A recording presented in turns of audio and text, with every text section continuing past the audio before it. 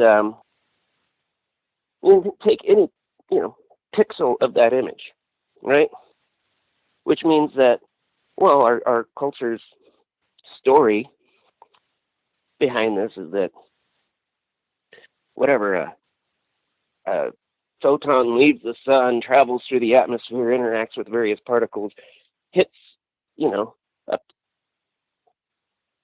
molecule in the enamel on my car and bounces, eventually reaching a nerve ending,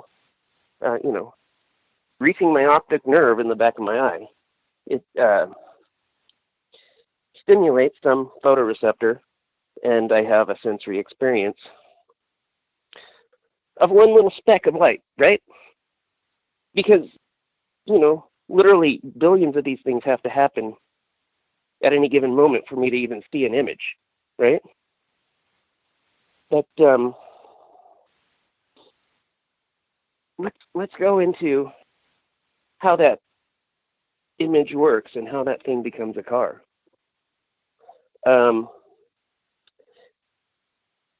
Well, first of all, how does that thing become a car? I see this pattern of light and dark and color,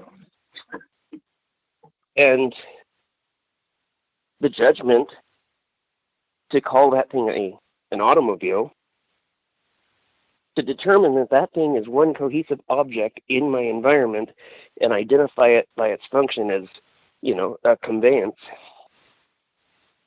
requires a lot of, we have to learn to do that. It requires a lot of input in order to even make that assessment, right? And, these are things that we can't really even do with robots. With all of the machine learning and the things that we're so proud of with our AI, which we falsely call AI. We don't have true AI in today's world, but, we still have difficulty getting a robot to spot the difference between a dark shadow and a hole in the ground, much less identify objects based on their functionality. Visually, if we don't give them infrared sensors and whatever else to augment their perception of space, and we just give them, maybe two cameras so they get the triangulation we get with our two eyes, they won't assemble a very good notion of the three-dimensional space around them even. This requires actually a lot of processing in order to make that thing a car.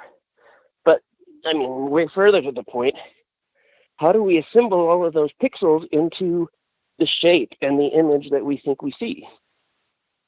That's something that we have to learn to do. This is something that we learn in infancy. We have to learn to assemble our perceptions into the sensory world that we create.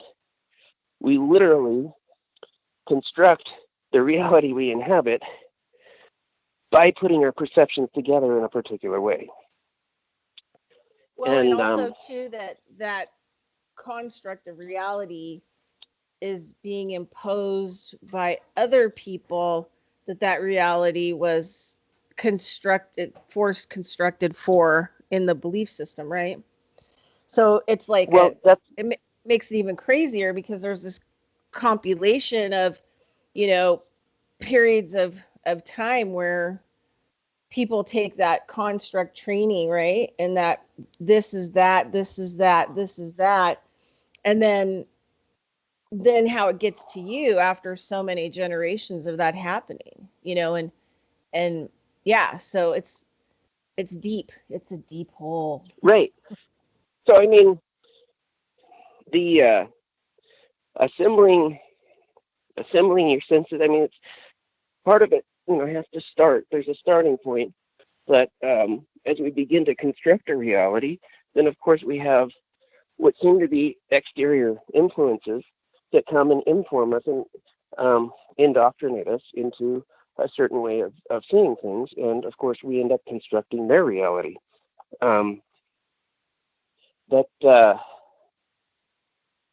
yeah, let's get back to the point. Let's get back to the interaction, that photon that strikes my eye, right? Because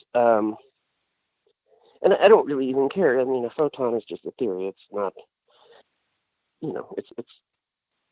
it's a word that we give to a thought that's a scientific model for something that we think light is. But this interaction, I mean, the only thing I know about it is let's not worry about questioning my apparatus. Okay, my my optic nerve, my brain, everything works perfectly.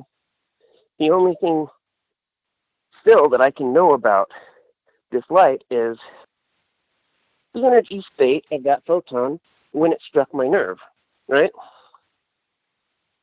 Everything else is a story.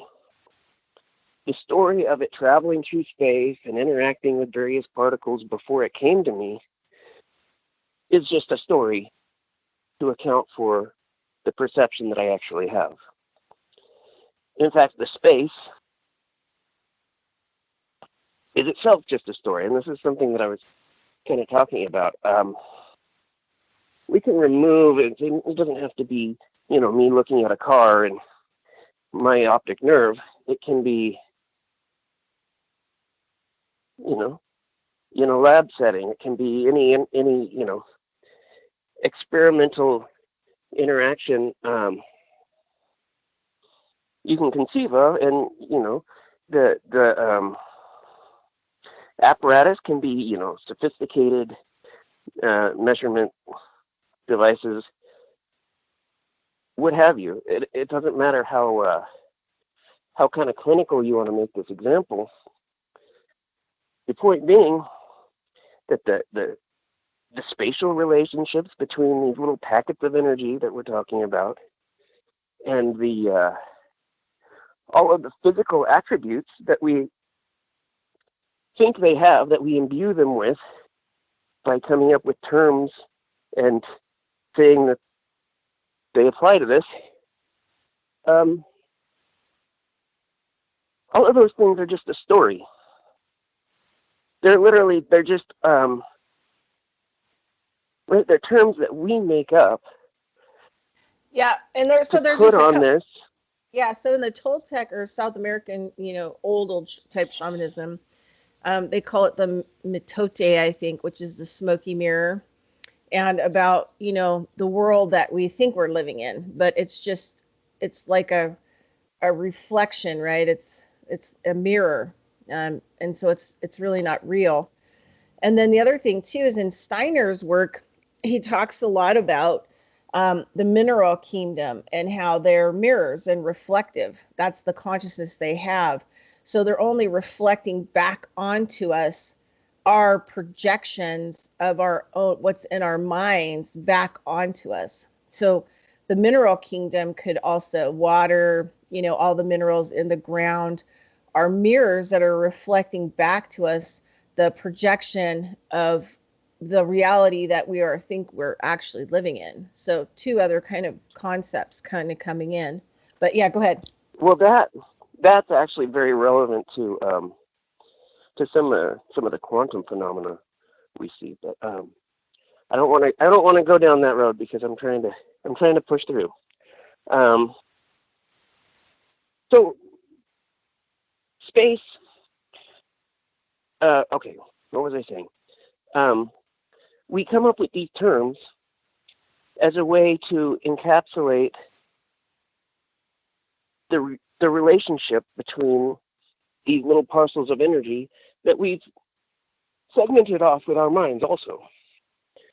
Because there are no parcels of energy, and there is no space in between energy. All space is just a mental extrapolation. We construct the three dimensions, and the three dimensions that we observe, we think we live in, are mental constructs that we use as a sort of staging area to assemble the perceptions that we have of this world. What ultimately is, the one statement that we can make really solidly is that energy appears to be relational. So there's just this roiling mass of energy, and mass isn't a good term because that's also just the concept that we've come up with to put on energy. But we have this just inseparable, undivided lump of energy that exists in 0 dimensions, and it has some sort of intrinsic interaction with itself.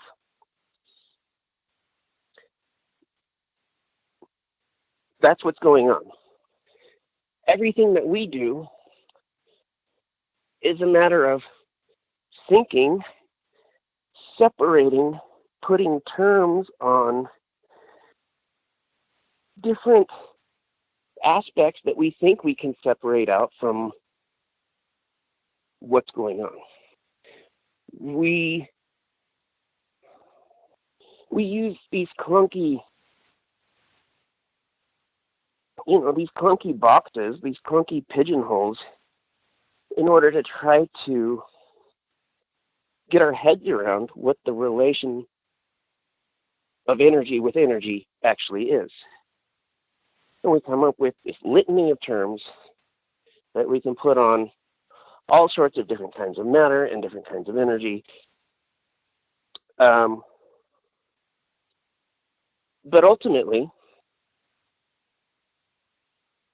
it's all just one thing relating to itself, and that relationship is completely abstract. Everything that we do to try to model that relationship with our own concepts and ideas is sort of an approximation. It's like science. So science is basically a mathematical model, and we've been talking basically about science. Science is a mathematical model for the physical world, right? We make observations and try to encapsulate patterns in the language of mathematics so that we can make accurate predictions about the future. That's basically what science does, right?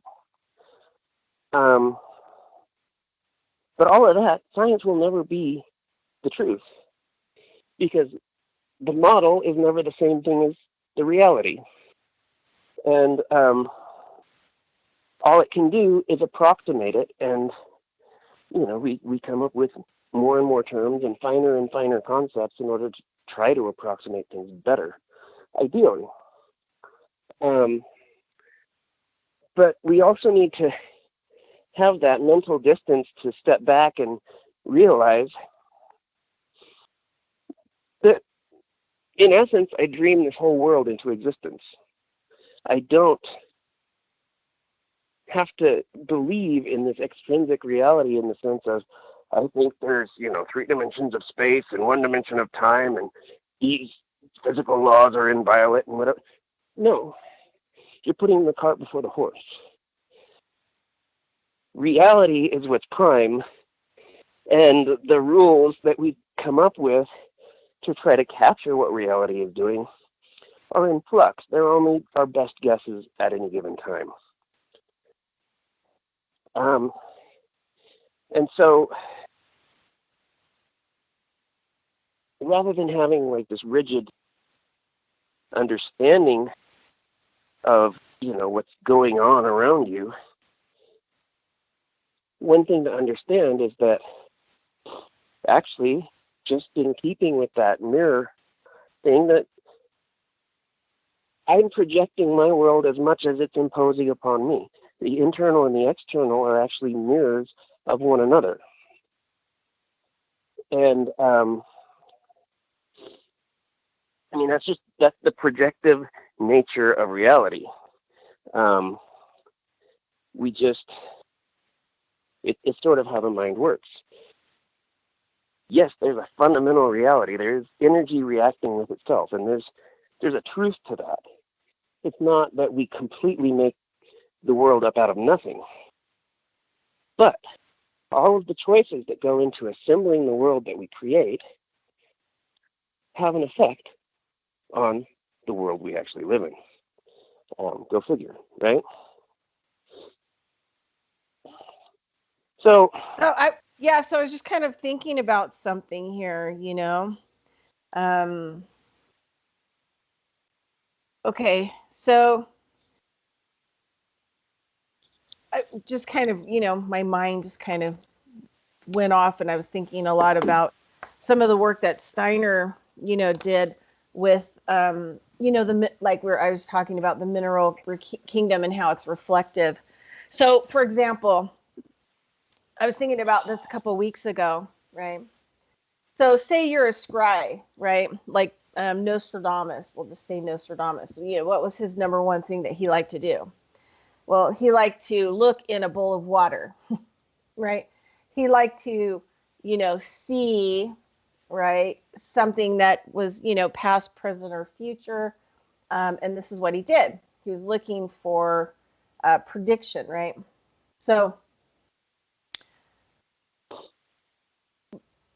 because of the aspect, of his mind and the construct that he was developed to be in, which is somebody else's construct of reality, his filters, he was only reflecting into the water, right, what was in his own mind.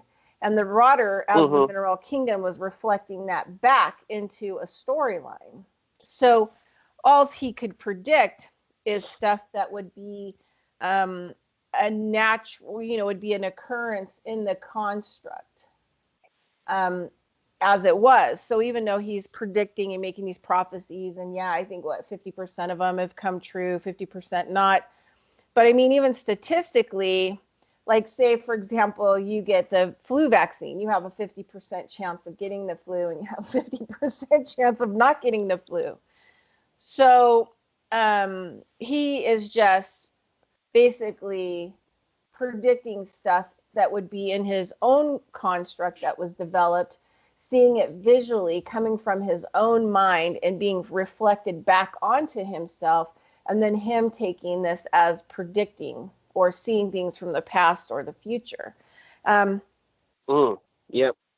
And then, Yeah, so that gets even kind of crazier, because then when he starts to speak about it or write about it or talk about it, it adds this mental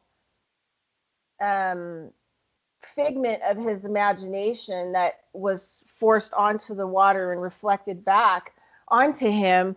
It starts to create it in the construct, which means apply it and make it real.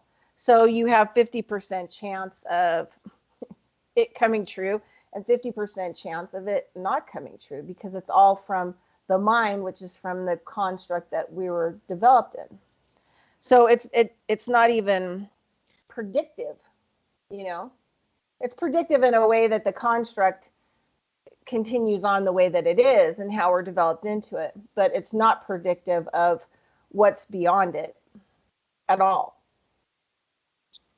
well, and the construct itself is time bound, and that's part of it. And let's get back to that. I'm going to tie back once we start talking about the astral plane. I'm going to tie back to what you were saying. But I want to mention time here, because I talked about space being a mental extrapolation, right? Well, actually, every dimension, and as a mathematician, I understand this really well, because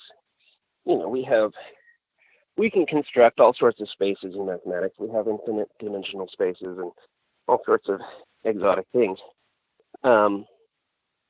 because we understand that a dimension is just a parameter, and a parameter is just some idea that you can measure, right? So time itself is a dimension, right? We understand that. Well, as I was saying on the CoRab, it's actually, in reality, it's sort of more than one dimensional. At the same time, I just said that in reality, all of dimensions are imaginary. So there's that little paradox to play with. But what I'm saying when I say it's more than one dimensional is, I think there's a fallacy when we think of time as just this linear chronology that marches forward, or even just something that bifurcates every time we have to make a decision. It's actually bigger than that. But again, dimensionality is a mental construct. Even though in our perceptions, dimensions seem very real, it's still just a model of reality. It's an interpretation and is not reality itself. So that was the big point that I wanted to make at the beginning, remake. And it's, again, the same point that we started at show one talking about. But time is interesting because time is a little bit separate. The reason that it's easier to see that space is a mental extrapolation and time seems a little different is because when we're thinking about things and our thoughts are bound in time, we're thinking in time because time is actually an aspect of thought. And I've talked about this before too, but let's probe it a little bit. I mean, so there's experience, and we'll start talking about some of the streaming stuff in a minute, but time is not actually an aspect of experience itself. You can have experiences that are not connected in any temporal way to other experiences. They stand alone of themselves. And, that's getting quite away from, our usual waking reality that we all more or less agree on. But as you start to broach the third attention, time doesn't work the same way. And the moments of your experience will come unglued. They start to exist more in isolation or even in parallel and not as, chronologically sequenced things. So time is not actually a property of awareness itself or even consciousness. It is conscious thought that constructs time. And that's important. It gets constructed at the level of the seventh chakra. And we're not free of time as long as we're thinking about things, right? We're bound in time because we're perpetuating it with our thoughts. But the one thing that's interesting, so go back to this, abstract theoretical example of, some physics experiment, and we're deconstructing it to understand that, okay, actually, everything that we think we know about it is actually part of our mental model, our scientific model, and not really part of the underlying reality.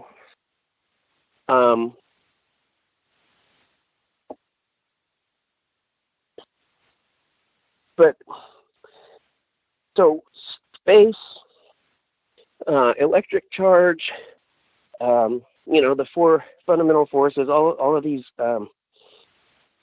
fields, all of these things that we can talk about around, some energetic mass, some lepton, whatever, is that all of those things, where they're trying to encapsulate this abstract relation that's going on, but they're also they're encoded in the relation, right? In the fundamental relation, and what traces out that relation, but the parameter that we call time. Everything, space, color, light, everything that we perceive is actually coded down in time. And I brought this in last time, but you can think about the original Matrix movie.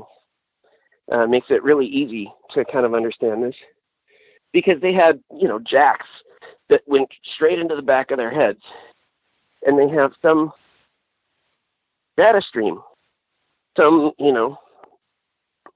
in principle, digital string of voltage high and voltage low, ones and zeros. And this sequence, which is a sequence of stimuli in time, is now encoding an entire illusory holographic reality. And of course, the whole point of the movie and the analogy is actually that's what we already do with our minds. We don't need a computer system to do it for us. But it makes it clear that actually time encodes all of what we think of, our physical reality to be. And that's interesting because as we start moving on, we note that, okay, I said there were a lot of choices that went into the reality that we assemble, our perceptions, the world that we build. But that means that other choices were possible, which means that other realities exist in order for us to experience. And that's kind of where we're moving with this. But that means there are other times, there are other timelines that we can choose to assemble. And I'm going to kind of get off of time right now and kind of bring it back again later. But yeah, I did want to kind of attach that to the first bit because, again, it seems asymmetric if space is all just imaginary and time is real. It's not. It's just that time kind of coincides with thought, and it's hard to get your mind above time. You have to actually pass from your crown chakra up to your higher mind, which is the eighth chakra, which exists outside of time. But let's start going into dreaming and some of the other planes. Does that sound good? Yeah, sounds super great. Hey, I was just kind of, there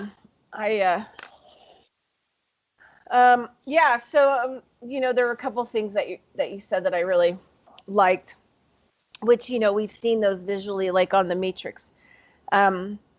Abstract relation, and then the encoding or the encodement into that relationship where we're encoded into it.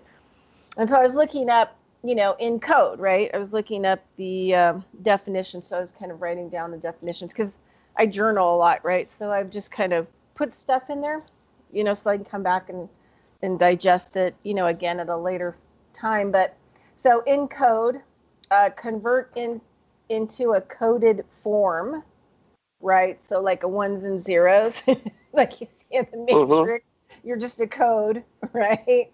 And then in the computing, convert information or instruction into a particular form, which I thought was even more interesting. But biochemistry, just because of the whole, I'm into the whole healthcare deal.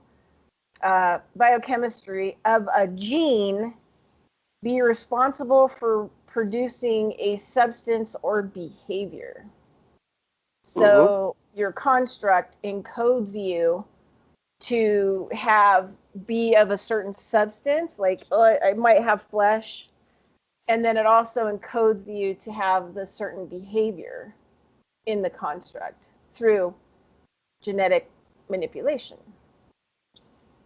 Right, and again, the internal and external being mirrors of one another is like one thing. We're taught to believe that we're basically a function of our genome, right? Well, you can do better or worse for yourself, but your basic, your basic intelligence and your basic health and your basic, whatever, is all right there in your DNA. You can't do anything about it. Well, actually, the reality that you assemble, your DNA sequence is part of that reality. Even though it's, a subtle part that you may need to go to a lab to get clarity on what it actually is. Your genome. So the person you create yourself as, and the reality that you inhabit affect one another. And so again, assembling your perceptions has an effect on something as fundamental as your genome. And again, that ties back in with time. It's weird to say that you can just spontaneously mutate all the genes in your body, but it's maybe easier to say you can direct your consciousness to another time stream where your genome is maybe slightly different. Well, and I have a great story, actually, about plants actually deciding to modify themselves. So there was a study on this guy, I think it was like 20 years ago or something like that, maybe like 18 years ago, maybe less, 15 years ago. And I think it was here actually in Northern Nevada at UNR. And there was a guy, a professor, who was studying sheetgrass. And they had, this one specific strand of sheetgrass because it takes over everything, right? It's hard to get rid of. They can't really figure out how to tone it down and, change it.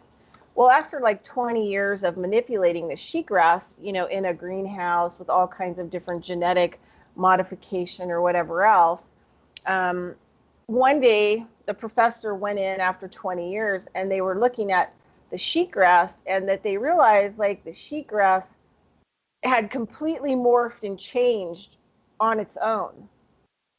So they actually, looked at it underneath the microscope, tested it, did everything that they do, and they found out that overnight, for whatever particular reason, the sheetgrass, after 20 years of being morphed by these people, had actually returned its genetic coding back to the original state it was when they started working on it. That's great. I So like you think that. so I always think about so what was it in the point of that sheetgrass's reality where it just went, yeah, homie, don't play that anymore. homie is not going to play down this road. And I'm going back to the original me, right? I'm going back to the original coding, because the coding that you guys are doing is just, I'm not really in alignment with anymore. Yeah, we start tinkering with things we don't understand. We make the energetic equivalent of nonsense.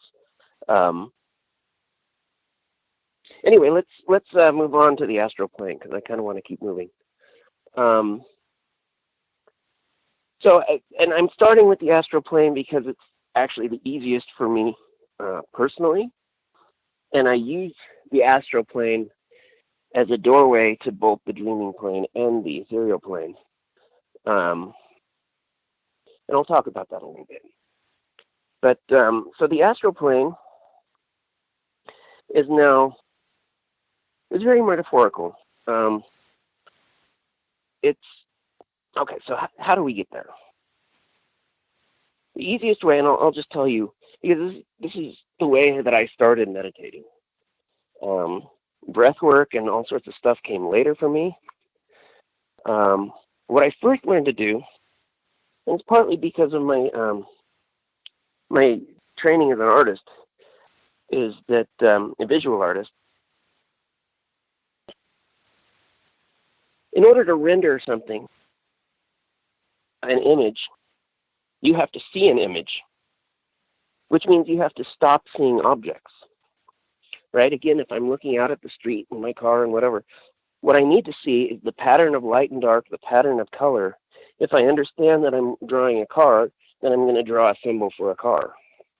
It's not going to be the actual image that I'm trying to portray. There's a great book. It was a classic. I mean, I'm sure it's still a class. I'm sure it's still taught because it was a great book. When I was coming up, called Drawing on the Right Side of the Brain. Right, so we have this dichotomy of left and right hemisphere, and we think that the left hemisphere is all bound up with order and those pigeonholes, all of those ideas, which means that it can't look at the car and not interpret it as the object of a car. Whereas the right brain looks at the car and just sees all of the colors, right? And that's what we're getting at, is looking without interpreting. It's one layer of ceasing to construct this reality, right? When you stop interpreting things and you stop talking to yourself in your head. Well, so also, stopping the inner dialogue. Yeah. So there's this really good, there's a video that came out, I don't know, like 12 years ago, maybe. And it was called A Stroke of Insight by Jill Taylor Bolt, which I have a lot of people who I work with in my practice to go look at that, about the brain function, because she was a PhD scientist that studied the brain, and then she had a stroke. And what she found was, because the stroke happened in her left hemisphere, which was language, structure, a lot of these types of things melted down. And in order to get help, she had to go through this period of trying to think about what to do so that people would know that she's having a stroke, and that they could get her some help.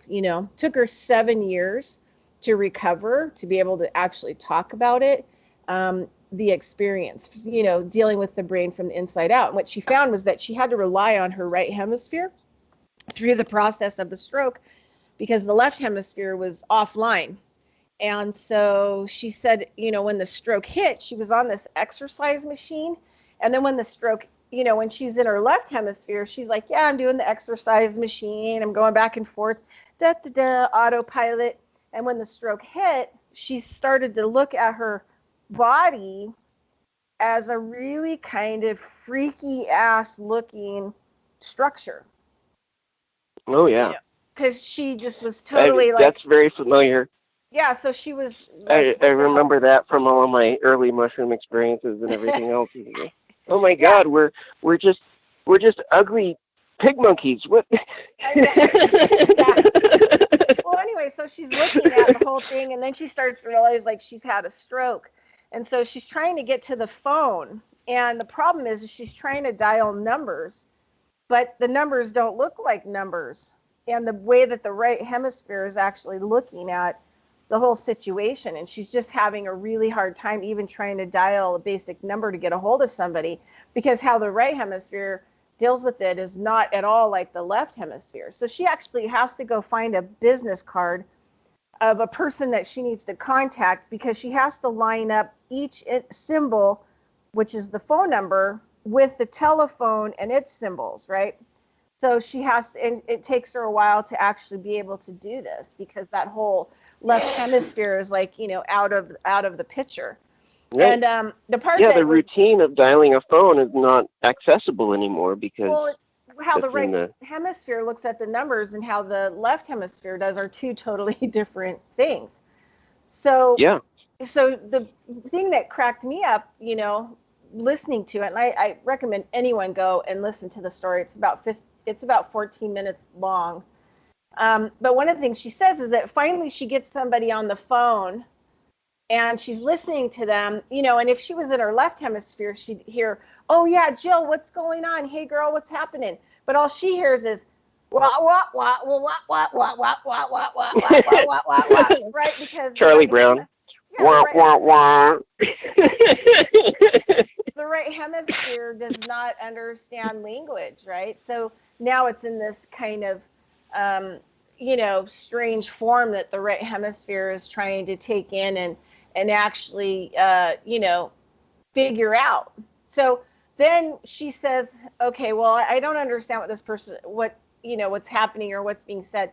So she says, then she starts saying the same thing, and it's coming out like rah, rah, rah, rah, rah, rah, rah, rah, rah to the person. And she's trying to get her left brain on, and she keeps thinking, okay, come back to the present moment, think, while this whole thing is going on, while she's trying to get help, right? So that somebody could get her to a hospital or whatever else.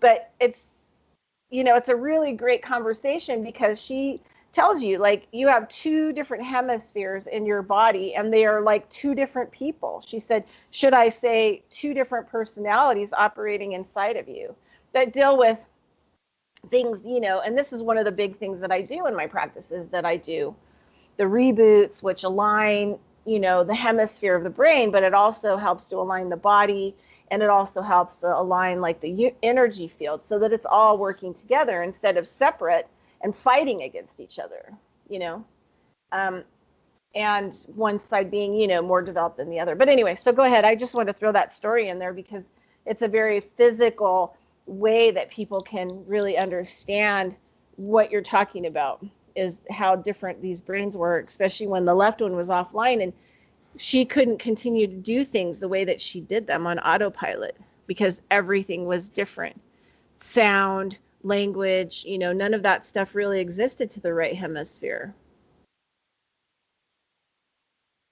Hey, this is a good way of just starting this, is pulling back from that layer of interpreting everything you see and thinking that you know what's going on around you. And rather than that, just let the light come in and see what there is to be seen. Just look at the panorama. Don't try to make it into anything. And as you do that, you stop talking to yourself as well. You have to stop the wording process. And what that does is it takes you to the astral plane. Depending on the light level, the material world may not even completely fade away, but you'll start seeing other things. So if you're in the I started meditating. Yeah, so in the non-local time, right, which is non-local, not here, there are all kinds of things that can happen, right, because you're in the bigger outreach of whatever is out there. I don't even like to call it time, but I call it the stream, right, like the great computer in the sky and the information stream, and you start to tap into all different aspects of it. 4,000 years ago, 4,000 years ago in the future, it's all happening simultaneously. But you have to get out of the local time, the local mind, into the greater mind. And so, yeah, sometimes you can be perceiving actually two planes in parallel. It happens that way. I like to think of the astral plane as this. Okay, you look out at your material world, and then you can start to see it flicker, and you notice that actually you're just looking at a big screen. It's like a drive up. You can just see the screen. You can start to pull back and see the edges of the screen, and then you can turn and look at what's around you, and that's the astral plane. So it's the way I think of it is kind of taking a step back from the material gets you to the astral. And there are all sorts of things that you can experience. There are, beings that traffic the astral plane. Just like here, just like all the other planes, there are things that live there. And, a lot of, it's very symbolic. A lot of, especially on the lower levels, there's at least 11 levels of the astral plane. I have no idea how many for real because there are many. But a lot of the beings that I encounter will have horns, right? Actually, the biggest thing in the astral, you'll see like skeleton. Whatever. There's oftentimes inorganic, right? So the term inorganic, not alive. Just a reminder. So we are going on to break now.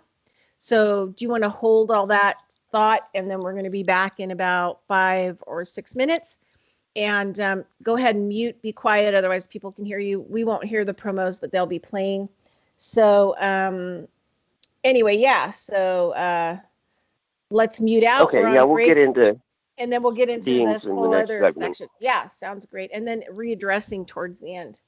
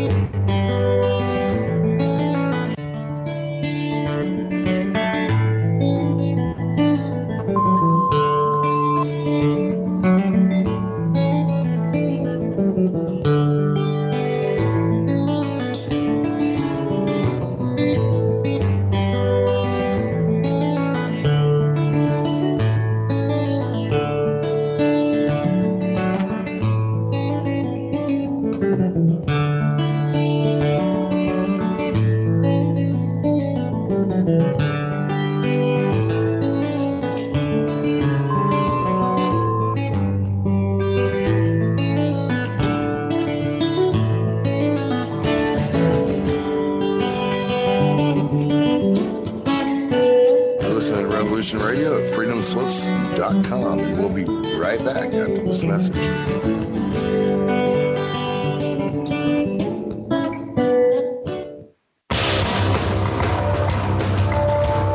Hello, my name is Mr. Rowe.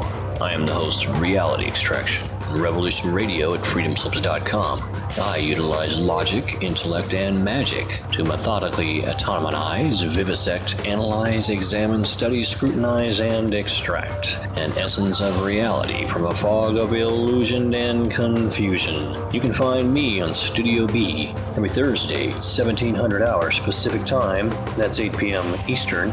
No topic taboo, no subject too strange. I strive to take a neutral standpoint during the dissection of the topic at hand. That's Reality Extraction with Mr. Rowe on Revolution Radio.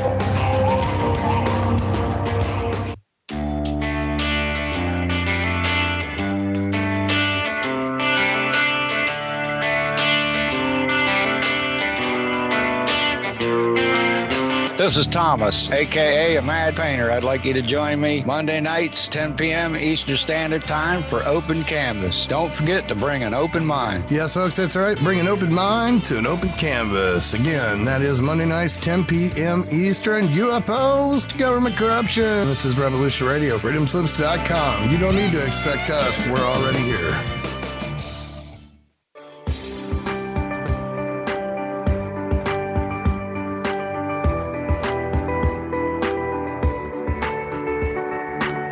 Transcending time and space, let us take you to the place inside your mind where thoughts divide and mysteries unwind. Join us every Monday evening right here on Revolution Radio at freedomslips.com from 8 to 10 p.m. Eastern Time. And you will catch the Fenton Perspective with our great host, Lorian Fenton. Come listen in as she shares her amazing stories from the past to present, along with all of her guest secrets to the future. That's the Fenton Perspective every Monday evening right here from 8 to 10 p.m. Eastern Time, only on Revolution Radio. Oh, and you don't need to expect us. We're already here.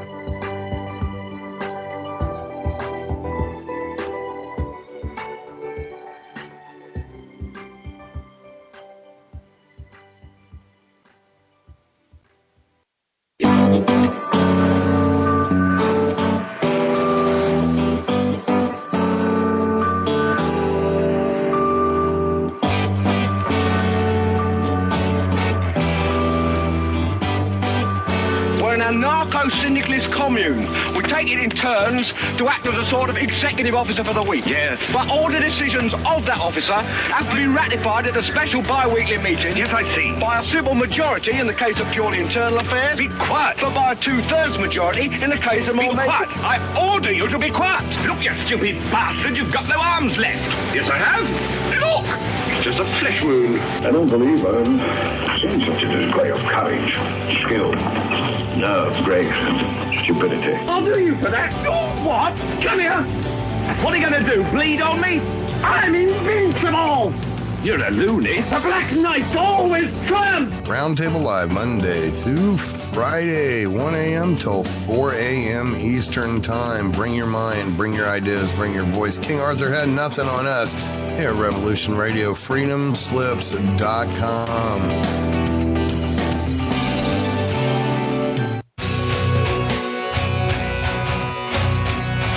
All right, thanks for listening while we took that short break here at Revolution Radio, freedomslips.com. And now we're going to get back to your host.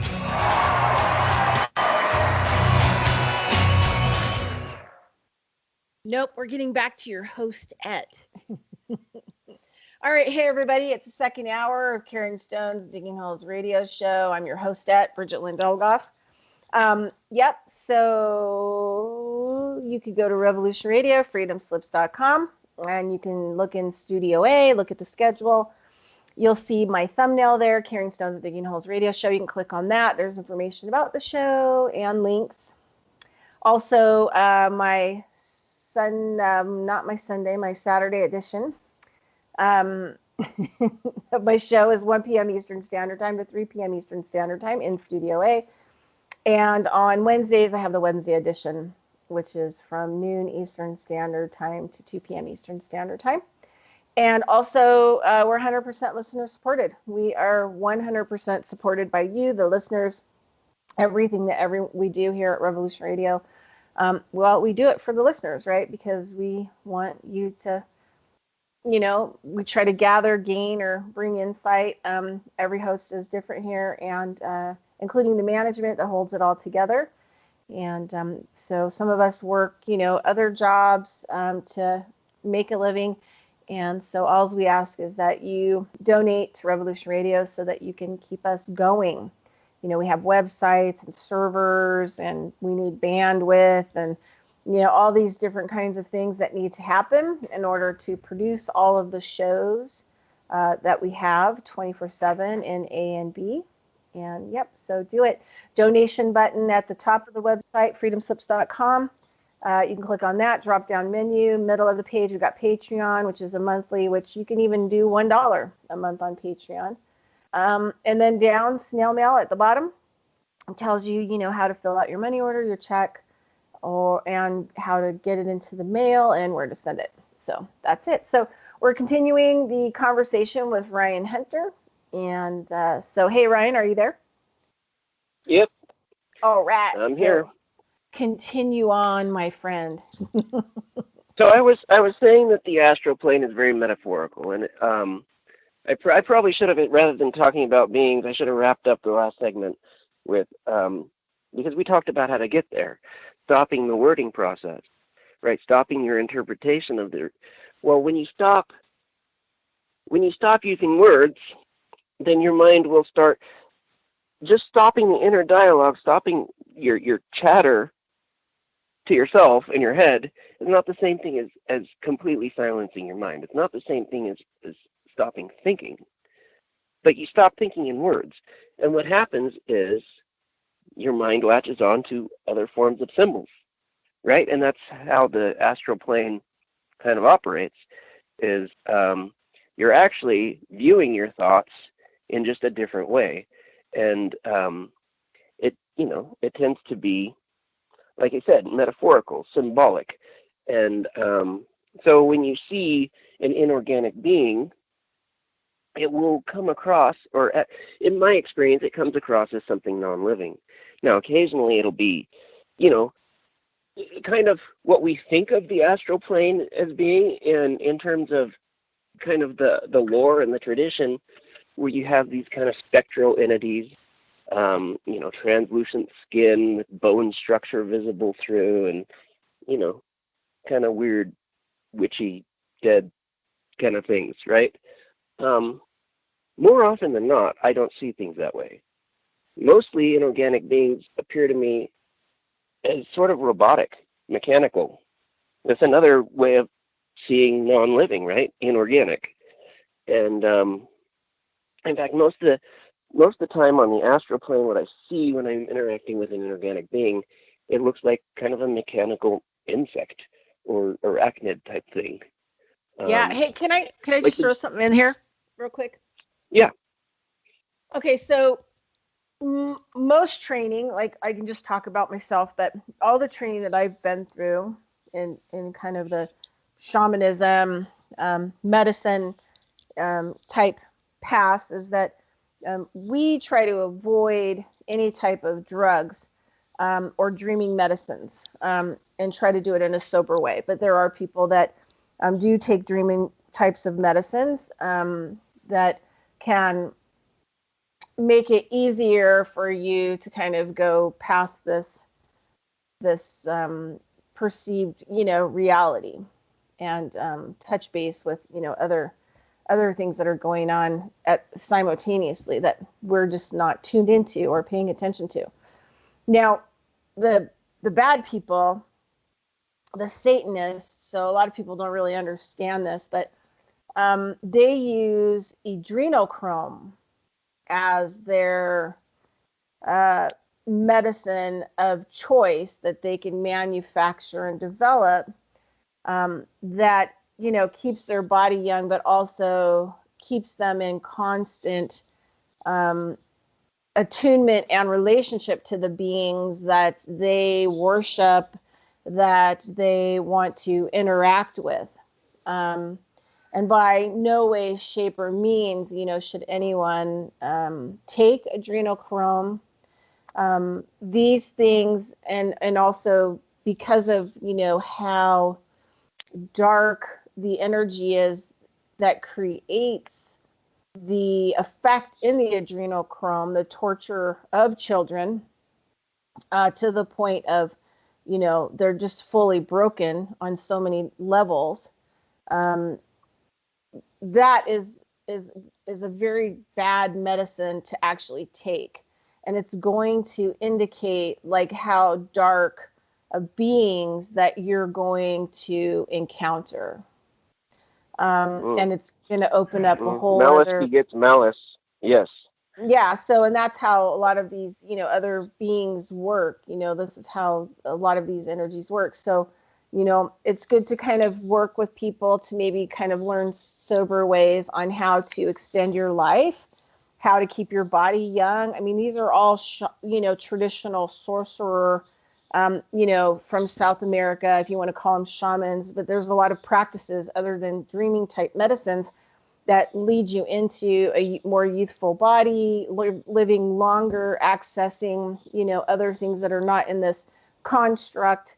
And so to just be really careful of where you go with some of these things. It's very important to make sure that your intentions are clear, and that you're ready to interact with some of these places and spaces as well. So yeah, I should back off on that and just spell this out real quick. Is okay. I've actually been assembling the astral plane since childhood. It didn't require dreaming medicine for me to get there ever. But I have as I've talked about on previous shows, I have opened myself up quite a lot with dreaming medicines.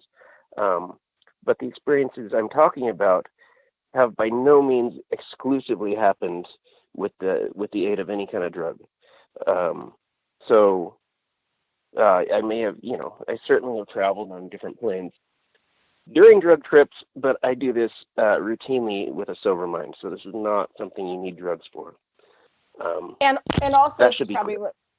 and also probably what we should also say is that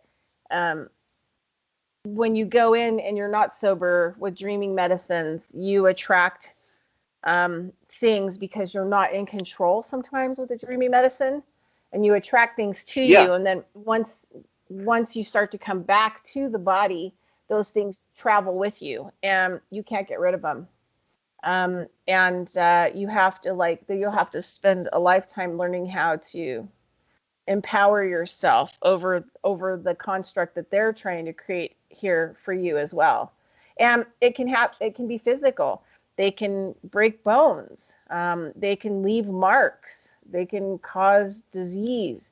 It's kind of like a negative, application that you end up downloading on your computer, and you have all kinds of problems, and your computer just will not work the same. Yeah, malware.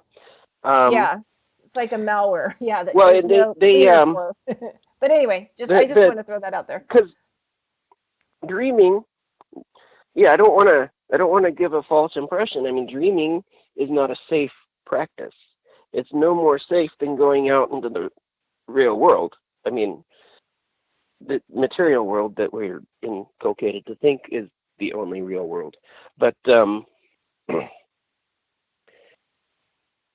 you walk out in the middle of the street, you might get hit by a truck. Well, there's a lot of things that kind of live out in some of these spaces that are really ready to play you and cheat you out of your energy and could even suck you dry till you die. So yes, it's not really, you have to go in prepared. And, I do have experience getting played by beings. And so I can speak to that point. I can speak to, using dreaming medicines and getting over your head. So they can be a tool. They can help you open up, but they can also cause you issues. And yeah, caution, certainly, with any kind of use of anything like that. So yeah, things tend to be very symbolic.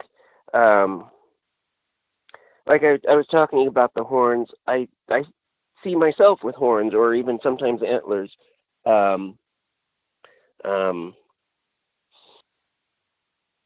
These are, and that kind of, that's denoting, a sorcerer, or they can be antennae. It can be attunement, right? It's you've got certain of your perceptual equipment powered on. Basically, you've got your radar up. But it's symbolic, and it's a lot of the things that people, we have this whole tradition of dream interpretation. A lot of that applies much better to astral dreaming than actual dreaming plane dreaming, because of the symbolic nature of the astral plane. But let's kind of move on, because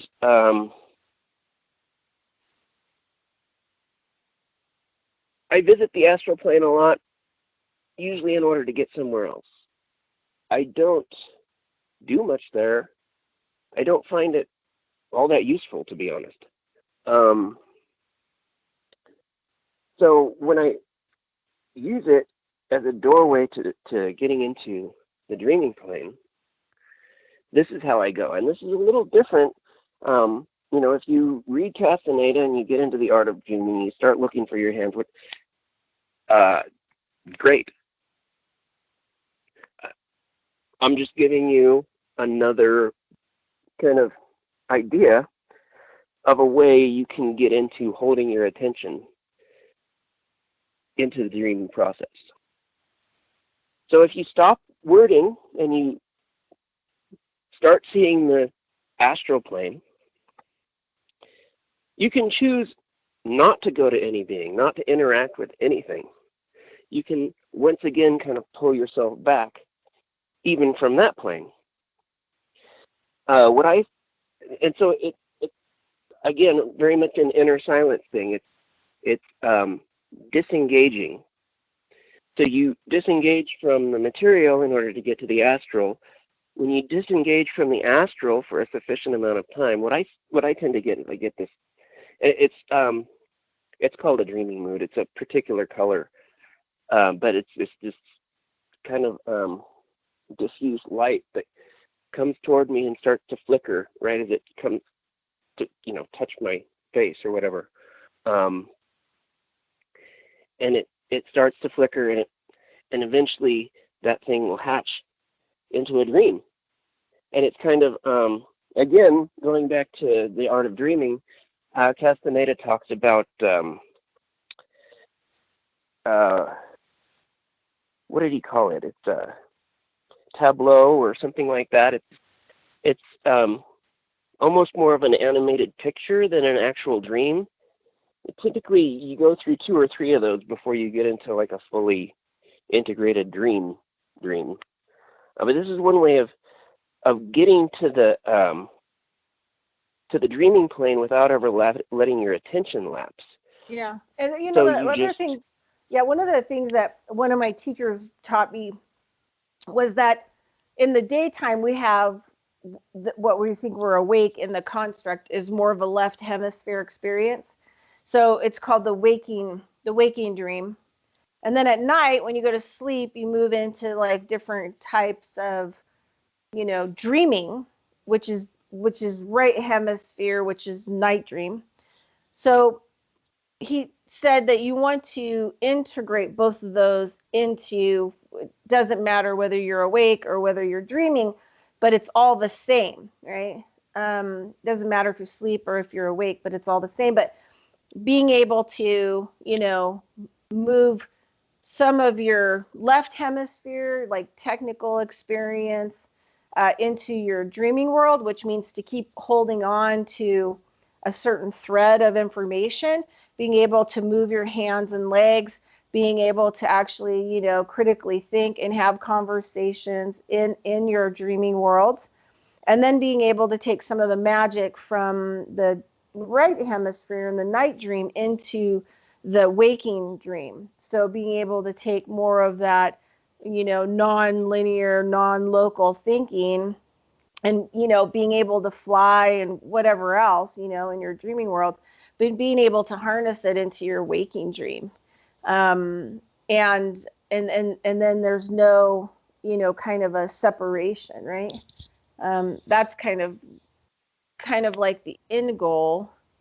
And I went through a really crazy period. I did this, after this, I decided I wasn't going to do any more dreaming ceremonial medicine, but I did a lantern ceremony, which was a inhaled type of DMT along with a gas that is attached to it that, you're gone for like 2 hours.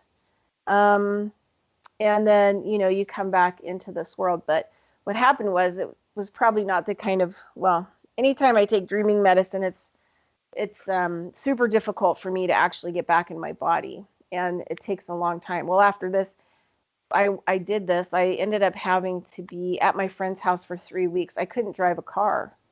I couldn't do anything because there were so many parts of the constructed me from this world that left and did not come back when I came back into my body. And so even having to relearn actually how to dress myself. The whole experience was super difficult.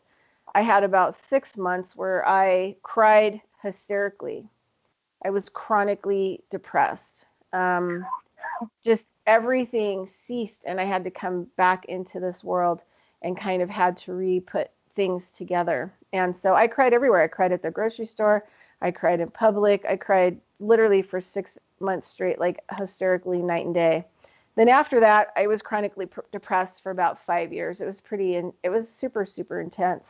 But one of the things that started to happen, I started to notice, is that in my waking world, when I would go certain places, the veil, if you want to call it, between, our constructed reality here, waking dream, and all the other dreaming worlds or, places and spaces were leaking in. And so I would actually have this experience, like Ryan was talking about, the different levels and colors that he hits, and he knows where he's going, he knows where he's headed to. But I remember one time I had to go into Walmart to get some stuff. And all of a sudden I noticed the lights dimmed and all the lights in Walmart became more ambient, right? And I started to walk into, and I started to see, regular stuff in the contract with Walmart, but then I started to see some other stuff that was coming up through that dreaming world. So it was leaking in to this experience. So for like about 3 years, I just watched every time I'd watch the light dim and it become more ambient, I knew both of these worlds were crossing, right? And so I'd have to be really careful because you have to physically still be in this construct to not run over somebody with a car or whatever else, while the other dreaming worlds are meshing with it, which is bringing a whole other pieces and components of reality into the mix. And so it's a really tough place to be. But watching that light, I always remember for about 3 years, and it was like shifting a car. Yeah. Like I'm in first gear, or I'm going full speed in the left hemisphere into Walmart. I'm like in fifth gear, and then all of a sudden, ka-chunk, ka-chunk, ka-chunk. And it goes into reverse, like all of a sudden, and having to try to, navigate that experience and not really knowing exactly what was going to show up and just trying to be, as present as possible to pay attention. Yeah, I think that's very common. I had that also in my early experiences, even, with this process that I'm talking about, accessing the astral plane. You stop the wording, and you'll notice an abrupt change in light levels usually does coincide with a shift in your level of attention. And for me, it's not always a dimming of the light. Sometimes the light gets more intense. But I do, yeah, it definitely an abrupt shift in the lighting is something to pay attention to, because it's often the case that your attention is shifting. But getting back into dreaming, so the point, the very beginning of dreaming, but really the overall point, as Bridgette was just talking about, is you're learning to port your first attention into your second attention. And we talked about the attentions a couple of shows ago, so hopefully some people in the audience will remember that little bit, because I'm not going to go over all of that again. But you're bringing your waking first attention, your rational, structured mind, into the watery second attention, this dreaming world that's more fluid and kind of spills all over the place.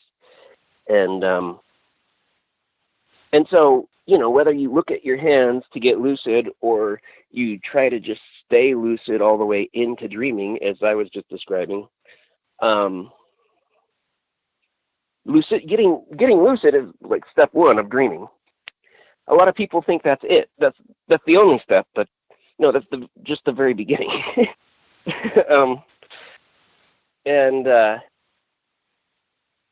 So I was talking about the levels of the astral plane. There are 4, I should say at least 4, but when you get down to the 4th level of the dreaming plane, it really does feel like the end. I don't know if there's anything beyond that, but I've experienced 4 levels of the dreaming plane. And I'm going to talk about my experience of it a little bit by means of metaphor. And I'm not sure how we're doing on time. I might actually just skip over talking about the ethereal and the mental plane, so that we can get on to discussing recapitulation at the end. But, okay, so again, my metaphor is water, because the attention, the second attention is very fluid. It has that characteristic, and dreaming often feels very, dreaming feels very aquatic, feels very ocean-y to me. And but of course, okay, so the first level of dreaming is kind of, I want to say people are familiar with it, but actually, we may all go there when we dream at night, but part of this whole thing of getting lucid and starting to take control of your consciousness in your dreams is to kind of crack you open. So the metaphor that I want to use for this dreaming experience is, we're kind of like octopi. We're not actually octopi. We're more like eggs. You know how the octopus will, it finds some rock to hide under, or some little cavern, and it lays its eggs. It strings them up in little strands in order to shelter them from predators and blah, blah, blah. Okay, so, and your typical human is like an unfertilized egg. Because what I'm going to say might sound a little bit weird.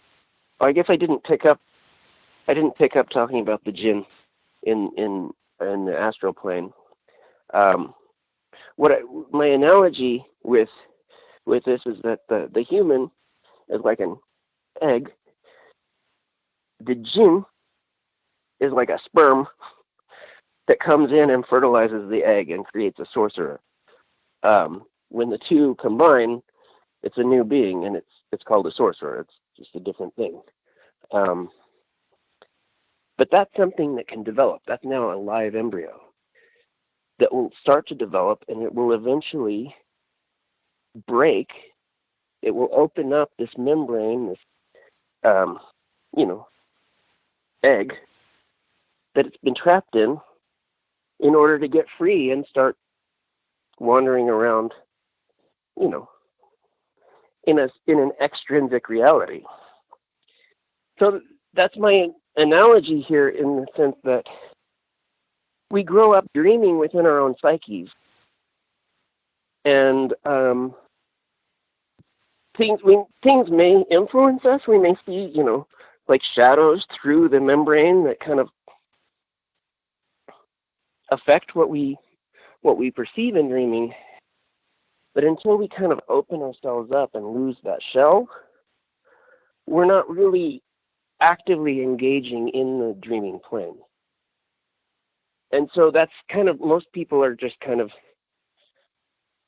completely checked out, completely passive in dreaming.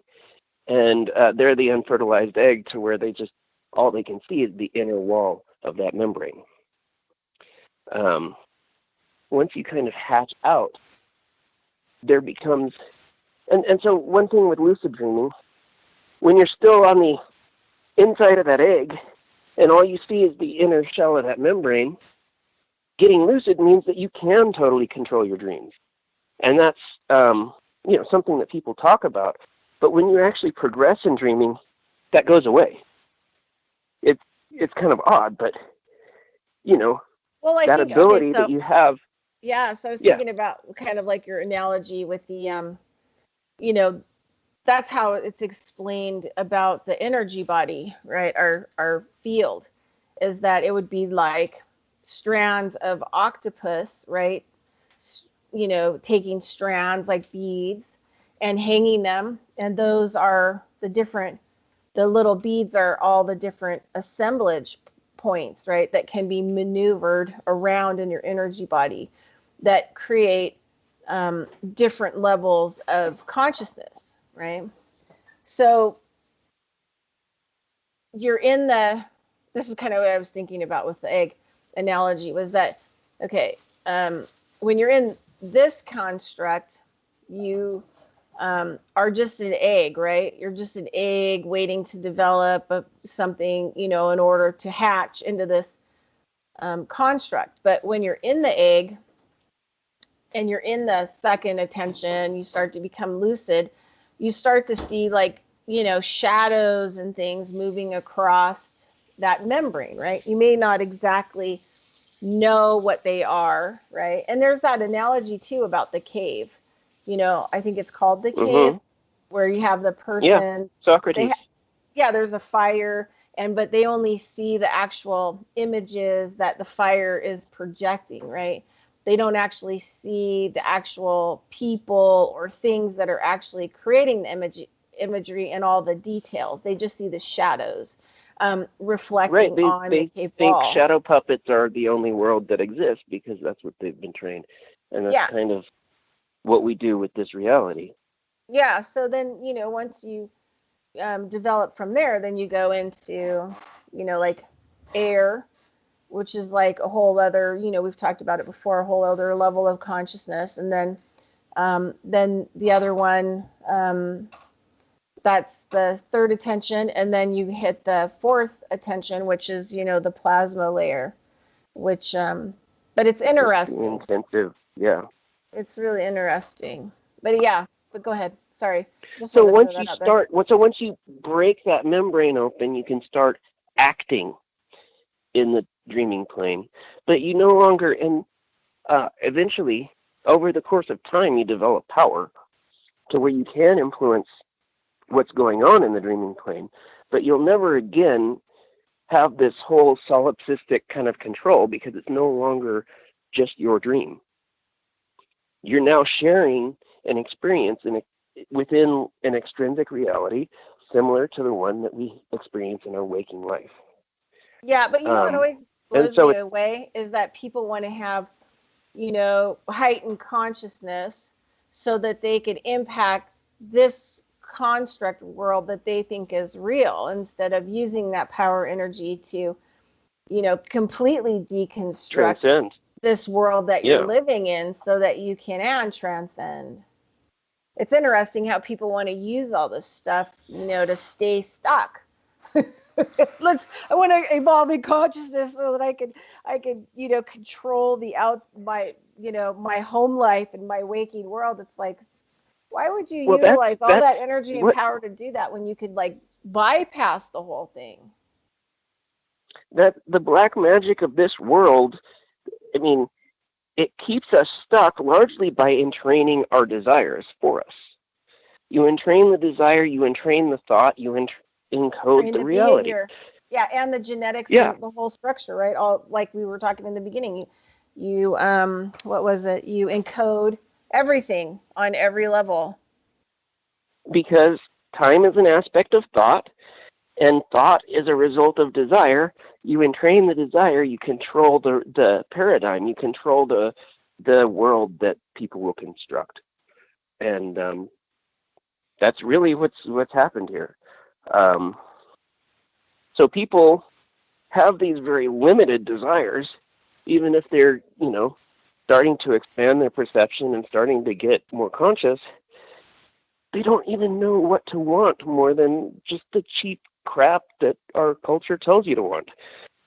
Or even not the cheap you crap, need but I want to be married, and this is the construct's ideal partner, so I look for that person my whole life, but then I never find them, so I never get married, right? Because it's not real. And then I'm going to have a white picket fence and 2.5 kids, and they're going to go to private school, and I'm going to have this career, and I'm going to have all this other stuff that is actually what the construct that you've been put in wants you to desire and to keep striving for it. Well, underlying all of that is the very most basic lie, which is the idea that there's any value at all in contriving your reality in the first place. Yeah, well, so they keep you distracted with all kinds of encoding until you finally die. You have a short life, and by the time you get to that death point, you go, wow, I thought I was going to have more time to figure it out, but obviously I don't. The end. And you spend all that time and energy, playing. So, playing the game. Go ahead. Let's get back to the dreaming plane. So, I used one water analogy just for, this is what we do. We have to develop and the reason I used the octopus is because the dreaming body, it has a different form, even though oftentimes we view ourselves with this kind of standard human form in dreaming. If you feel what you're actually doing, you don't walk around on your feet. We have these tendrils that come out, which is how we interact with the dreaming plane. And we very much are kind of like octopi. Pay attention. If you do lucid dreaming, next time you're walking around or flying around or doing whatever you do, pay attention to what parts of you you're using, because there are these things.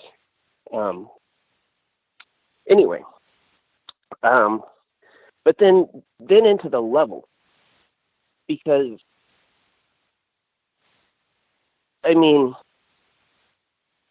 that very first level, we can call anything. It's almost like a tide pool level. It's just a surface level of whatever's moving around. It's a lot. It's kind of a junk layer, honestly. The first level of dreaming is not. There's stuff, but it's a little bit chaotic. There's not. The second level of dreaming. So if you go and read The Art of Dreaming, and you get attracted to this idea of the, this world of the inorganic beings, the jinn, although he doesn't use that term in the series, he's going to the world of the jinn, which exists on the second level of the dreaming plane. And now that's something else. Now you've kind of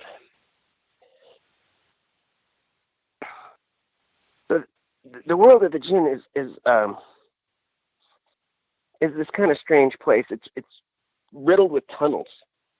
So you kind of you navigate. It's like, you know, some kind of aquatic cave system.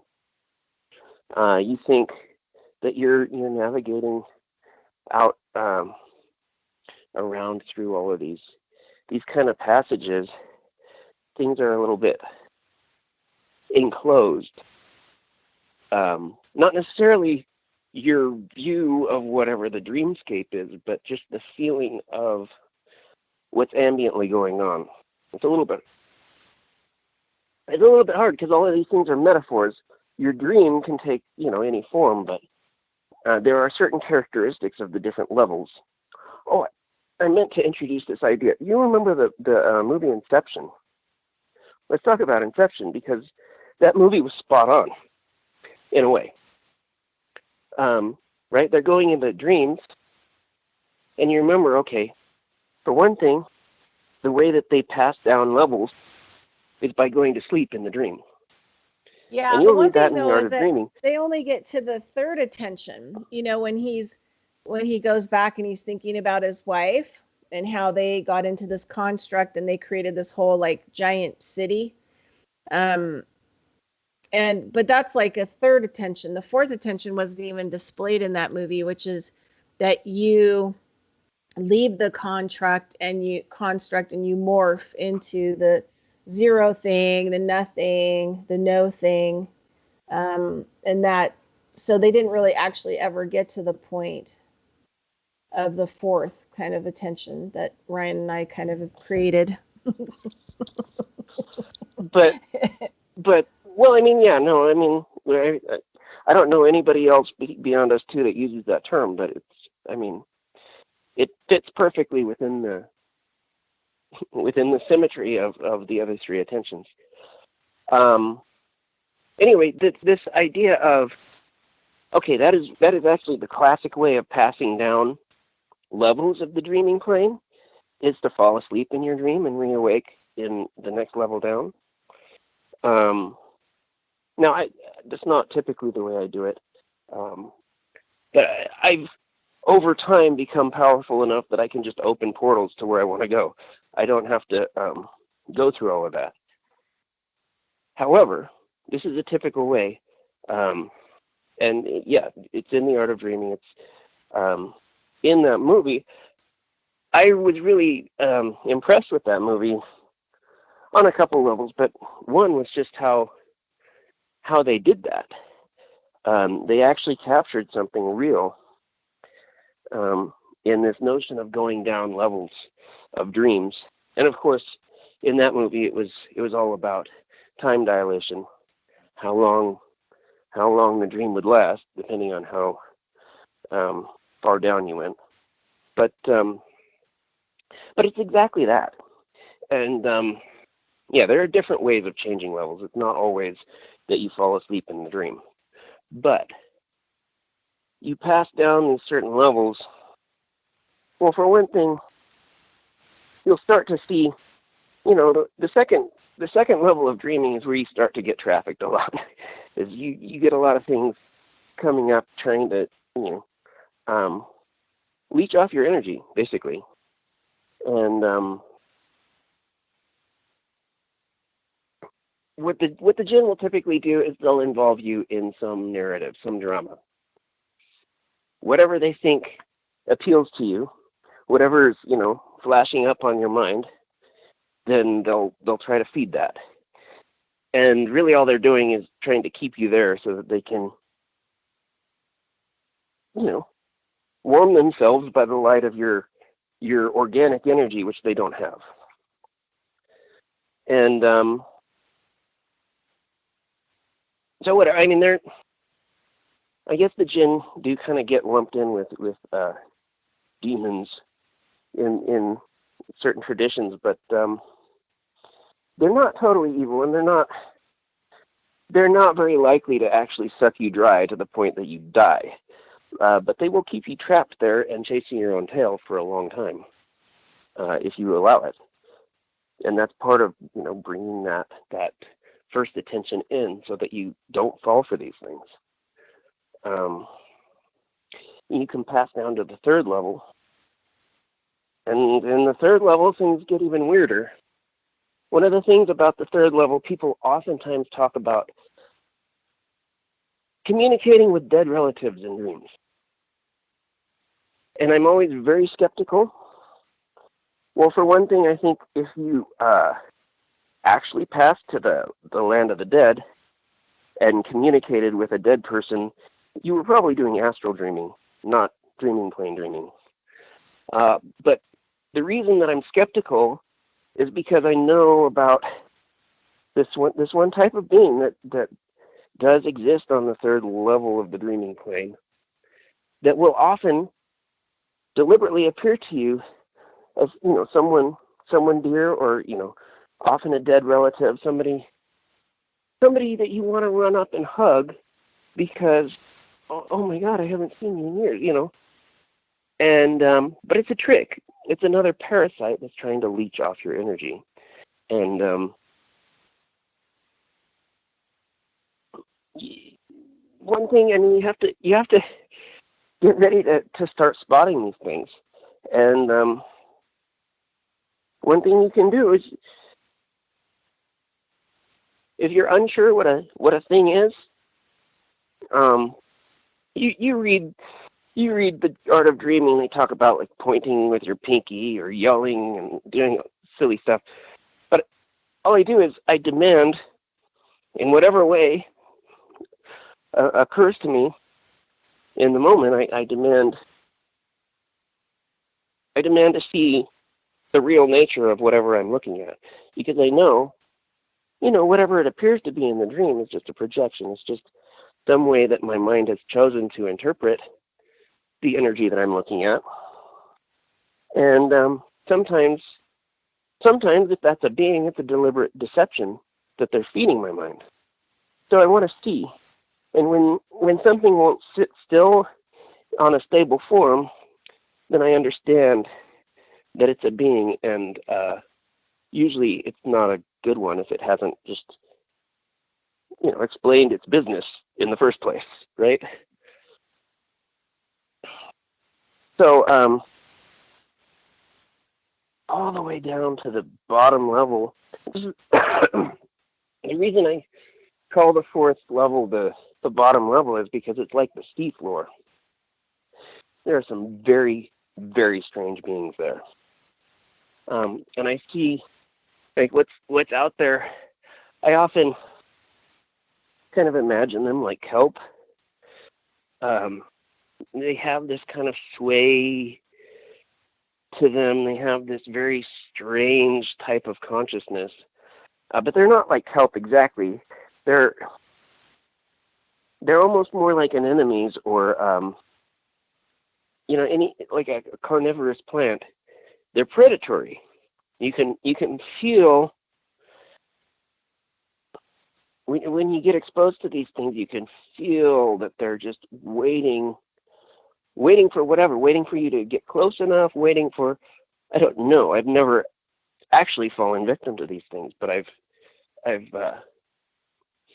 gotten in amongst them and gotten a very,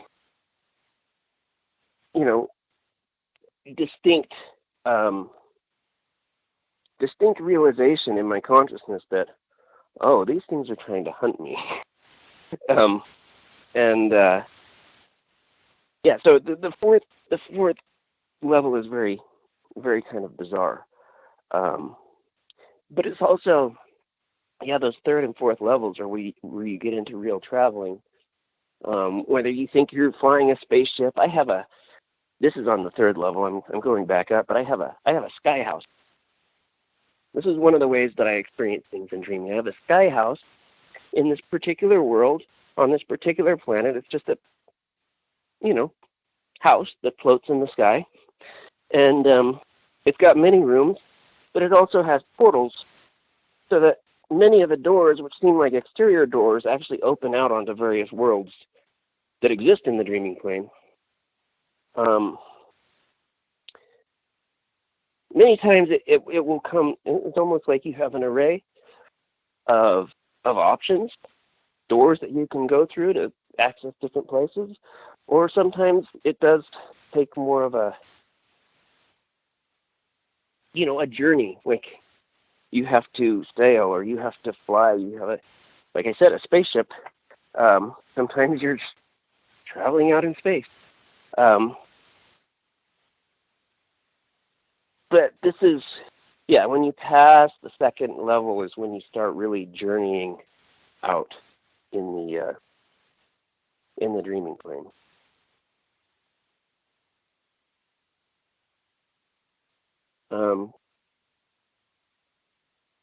So I think I'm going to probably stop on the dreaming plane with that, because I don't know how long we have left, but we should talk a little bit about recapitulation and healing your time stream. So I'm unfortunately skipping over. Yeah, we have about 8 minutes or something like that. No, a little bit. Oh, more well, that's really short. Okay. 12 minutes or something like that. So very little. Yeah, so little time. But let's wrap it up and kind of get back to recapitulation. So all of these times exist. All of these positions of the assemblage point encode a new time, encode a new reality. And the whole idea of, wanting to contrive your life is like saying you want to pick one chronology, but why settle for one? You have an expanse of time. Why would you want just one little sliver of it? I had a story. So I was living down in San Diego, I think like 2006, I think maybe. And I was kind of living in like an ashram style house. I was studying Kundalini yoga from people who studied with originally 40 years ago now, but with Yogi Bhajan. And just, the whole group. And they were also, they did Kundalini yoga. They also were the Sikh, I hate using that word, but the Sikhs or, Sikh community. And then also a few of them studied this thing called Mount Sinai healing shamanism type stuff. But anyway, I used to go to this guru, sort of, just a guy who was older who was involved in all these different aspects, and talked to him about it. And I remember one time I was going on with some of my drama. 2006, I was highly stressed out. So I was rambling on in front of him, about my drama. And one of the things he said to me was like, if past, present, and future are happening simultaneously, why do you continually decide that this is the moment in time that you want to focus in on? Which, ended my whole, drama stories of drama. And, I've been thinking about that ever since. Why is this your, decided moment of drama and whatever else that, you want to be focused in on your timeline, when you could be non-local and decide to focus in on different parts of your timeline, or all simultaneously, kind of going by lights going by if you're in a spaceship hitting Mach whatever. So anyway, just kind of a funny story. And that, but getting a bigger perspective on time and going back to what you were talking about at the very beginning, I was like, okay, yeah, we have trauma. We have basically a chronology is already a fractured time stream. And what we think is our life is actually a bunch of hang-ups that we're stuck on. And when we start to heal those things, we start to readdress them, they go away in a certain sense. And it's not necessarily that you won't ever be able to remember them again. It's that, maybe you'll have multiple conflicting memories of the same time period, because all of a sudden you're no longer bound to that one chronology. You're getting distance from time in a certain sense. You're becoming bigger than just one chronology. And in order for that to happen, certain events have to be able to be in flux, right? You can't live multiple probability streams that are all exactly the same. That's not multiple, right? So in order for you to get bigger than the one lifetime you really think you have to start letting go of some of the details of that lifetime. And there are some salient ones. There will always be, they will come up naturally. That's how it happens for me. And I learned a lot of my recapitulation practice from you, but I never force it. I go with what comes up naturally for me, and I pursue that. And it's worked. I've gotten major healing from it. Yeah. So, I mean, the last thing we'll talk about, because we have about 3 minutes, is that, when I had my brain cancer, stage 4 brain cancer, when I was 32, I found out.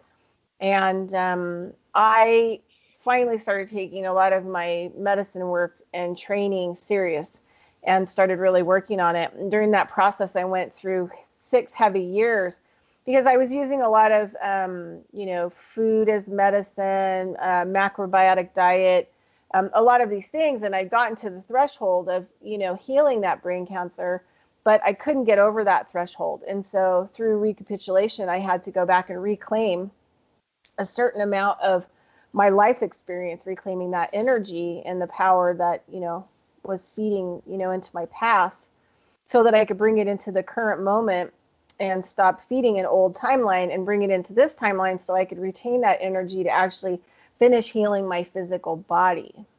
And so it worked amazingly. I probably wouldn't be here physically in this body anymore if I hadn't used some recapitulation work that I used. And you notice a lot of different things on multiple levels.